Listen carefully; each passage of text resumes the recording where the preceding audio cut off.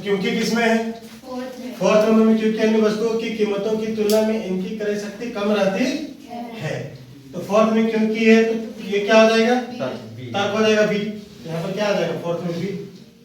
अब फोर्थ में बी है, यहाँ है नहीं है, यहाँ है नहीं है, यहाँ है नहीं है, तीन रिजेक्ट हो गए। तो राइट आंसर हमारा क्या आ गया? तो अब इसके बाद देखें नेक्स्ट हम लोग जो सीखना है, तो अभी और भी चीजों को देखेंगे। तो नेक्स्ट हम लोग क्या देखेंगे? डिसीजन, मतलब फ्यूचर ओरिएंटेड, मतलब क्या चाहिए। तो चाहिए किसमें है? चाहिए किसी में है? नहीं है। होंगे, कम आय होंगे, मतलब इसका फ्यूचर ओरिएंटेड होने की ज्यादा संभावना है। कम आय वाले लोगों को कम से कम दाम पर वस्तुओं का आपूर्ति के सार्थक प्रयास करने होंगे। ये हमारा क्या हो जाएगा? डिसीजन हो जाएगा डी, फ्यूचर ओरिएंटेड। इसमें डी है। अब ये दो हो गया, तो दोनों में हम लोग क्या देखेंगे? गलत होने का संभावना किसका है? तो किसका गलत होने की संभावना ज्यादा है? कम आय वाले लोगों का आहार अत्यल्प होता है। कम आय पाने वाले लोग मूलतः आधारभूत आवश्यकताओं का ही उपयोग कर पाते हैं। तो दोनों में से गलत होने की संभावना किसका ज्यादा है? पहला नंबर। तो यहाँ पर टर्म क्या आ गया? अत्यल्प। ये एक्सट्रीम का बात कर दिया। तो ये एक्सट्रीम इसे क्या बना दिया? एजम्पशन। एजम्पशन मतलब पूर्वाग्रह सी। तो ये क्या आ जाएगा? सी। पहला में सी अगर दिया, ये क्या आ जाएगा? ये आ जाएगा। कम आय पाने वाले लोग मूलतः आधारभूत आवश्यकताओं का ही उपयोग कर पाते हैं।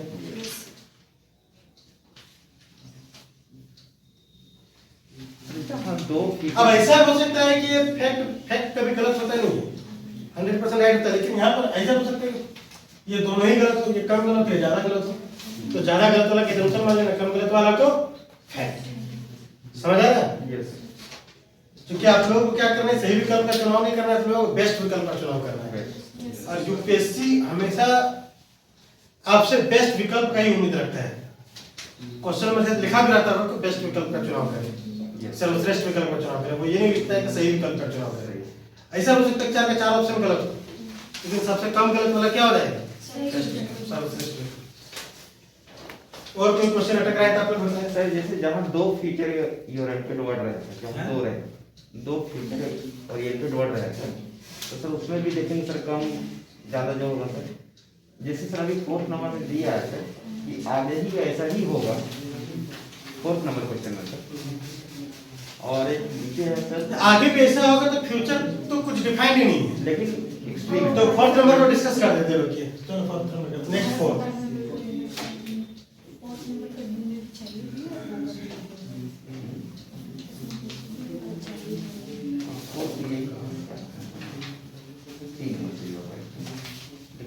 ऐसा तो कभी ना हो।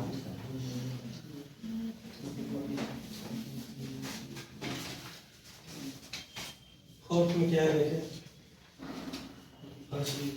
भारत में अनुमानित रूप से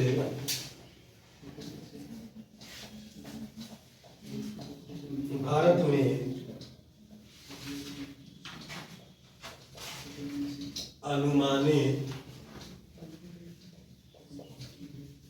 रूप से 1.8 करोड़ बच्चे,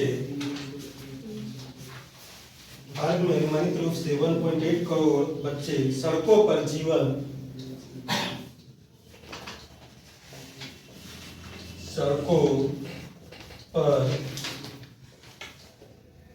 जीवन बिताने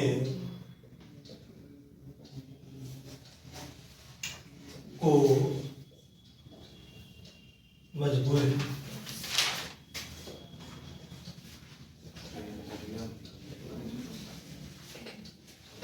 सेकंड,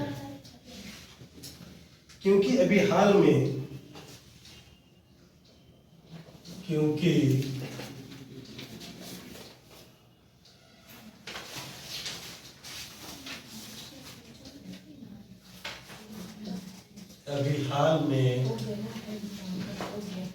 राष्ट्रीय सर्वेक्षण में इस बात की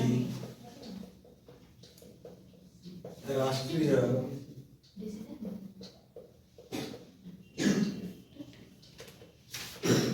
सर्वेक्षण में इस बात की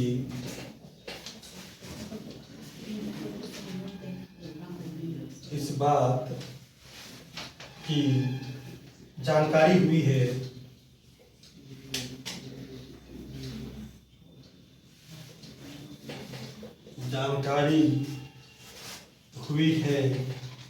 कि 14 वर्ष के बच्चे की 14 वर्ष के बच्चे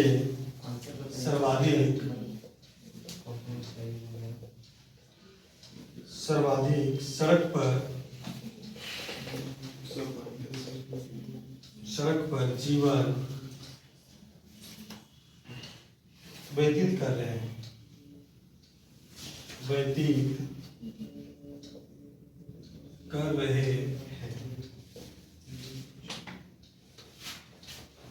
तीसरा, भारत में ब्रिटिश काल से ही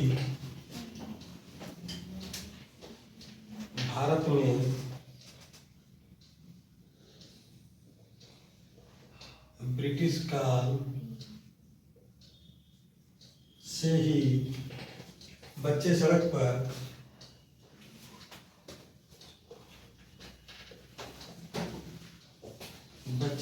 पर जीवन व्यतीत करते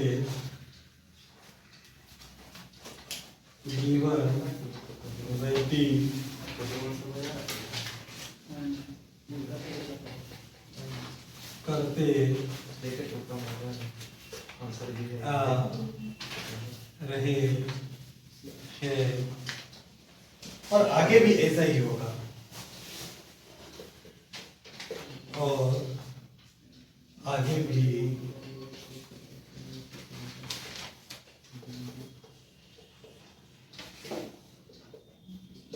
ऐसा ही होगा।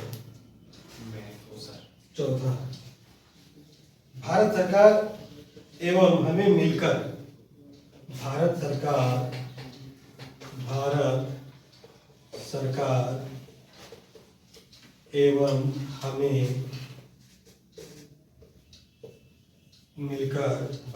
एवं हमें मिलकर इन बच्चों के जीवन में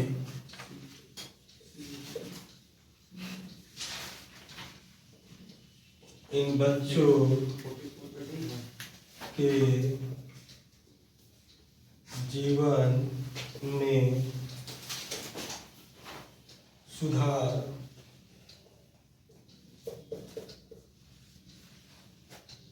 के लिए एक व्यवस्थित कार्य करना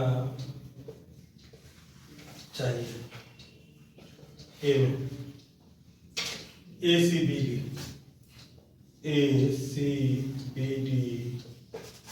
B में A B B C में A B C D and D में A B D C। Sir ठीक है, तो अब देखें क्या इसमें मैंने क्या बताया, तर्क। सबसे पहले किसे फाइंड आउट करेंगे, तर्क, लॉजिक को। तो तर्क क्या है हमारा, बी, लॉजिक को बी, और इसे जानने का क्या तरीका है, क्योंकि से कौन स्टार्ट हो रहा है, सेकंड, तो यहाँ पर बी आना चाहिए।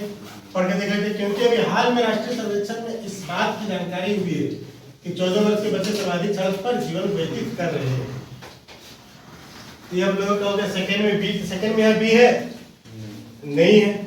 यहाँ पर सेकंड में बी है, नहीं है। यहाँ पर है, यहाँ पर है, दो बच के आ गए। अब क्या बताया मैंने, तर्क के बाद क्या लिखेंगे आप लोग, डिसीजन। तो डिसीजन मतलब क्या, फ्यूचर ओरिएंटेड, मतलब चाहिए या होगा। तो चाहिए भी इसमें, होगा भी है, और ये सब में है क्या, चाहिए और होगा नहीं है। तब ये चाहिए और होगा, ये दोनों में डिसाइड करना होगा कौन सा डिसीजन है। तो अब ये देखेंगे हम लोग दोनों में किसमें फ्यूचर का बात किया जा रहा है। तो तीसरा में क्या, भारत में ब्रिटिश काल से ही बच्चे सड़क पर जीवन व्यतीत करते आ रहे हैं और आगे भी ऐसा ही होगा। तो अब देखें आगे भी ऐसा होगा, फ्यूचर डिफाइन नहीं है, वो हो भी सकता है और नहीं हो सकता। नहीं भी हो सकता है, समझ आ रहा है? फ्यूचर हमारा डिफाइन ही नहीं है, तो ये मतलब क्या हो गया, ये फॉल्स स्टेटमेंट हो गया। Yes. ये फॉल्स स्टेटमेंट हो गया तो डिसीजन होगा क्या, नहीं होगा। और अब उसके बाद ये देखिए, भारत सरकार एवं हमें मिलकर इन बच्चों के जीवन में सुधार के लिए एक व्यवस्थित कार्य करना चाहिए, ये बता जाएगा डिसीजन। तो डिसीजन के लिए क्या था, डी। डी, तो याद आ गया डी। तो इसका गलत होने की संभावना है, आगे भी ऐसा होगा, मतलब इसका गलत होने की संभावना है, ये क्या हो जाएगा, सिंपल। इसका गलत होने की संभावना है, एकदम सुन लीजिए, किसका आंसर कौन सा है, सी।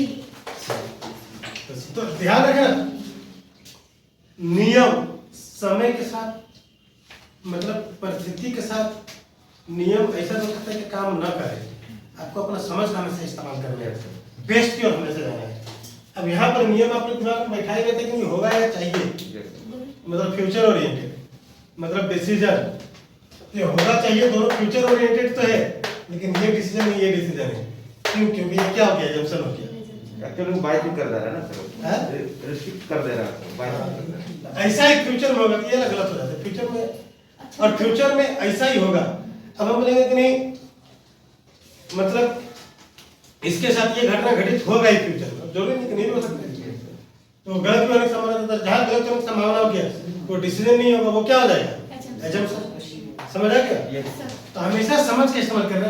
भीष्म पितामह क्यों फंस गए ट्रेन में, क्योंकि वो समझ का इस्तेमाल नहीं किया, हमेशा नियम का इस्तेमाल किया, उसको कष्ट का सामना करना पड़ा। राम भगवान को भी कष्ट का सामना करना पड़ा, वो भी नियम को पकड़ के जाए।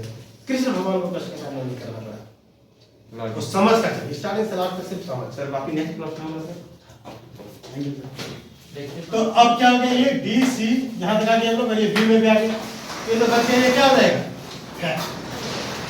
भारत में अनुमानित रूप से 1.8 करोड़ बच्चे सड़कों पर जीवन बिताने को मजबूर है, तो ठीक है। तो A B C, A B C,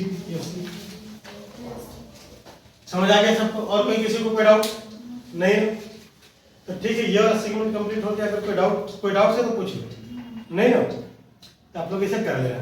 next class में हम क्या करेंगे, केस स्टडी 2 बतलाएंगे। आज आप लोगों का एक तरह से केस स्टडी 1 में एथिक्स के साथ साथ एथिक्स का प्रैक्टिकल वाला अभी चलेगा ही, लेकिन इंटरपर्सनल एंड कम्युनिकेशन स्किल यहाँ पर आप लोग खत्म हो गए। कल आप लोग हम जब पढ़ाएंगे तो एथिक्स वाले पार्ट में क्या खत्म हो जाएगा, डिसीजन मेकिंग, और 2 क्लास में, और उसके बाद जो पढ़ाएंगे उसमें सिर्फ मेंस का क्वेश्चन आंसर प्रैक्टिस करवाएंगे, जो कुछ प्रीवियस ईयर में जो पूछा जा चुका है। तो तुम्हारे पास एथिक्स है, एक किताब दे दो, तुम देखोगे। अच्छा, प्रीवियस ईयर क्वेश्चन पेपर किसी के पास है एथिक्स का,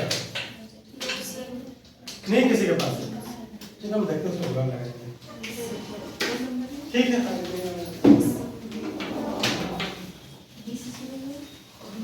और किसी को जिसको नहीं मिला, सबको मिल चुका है।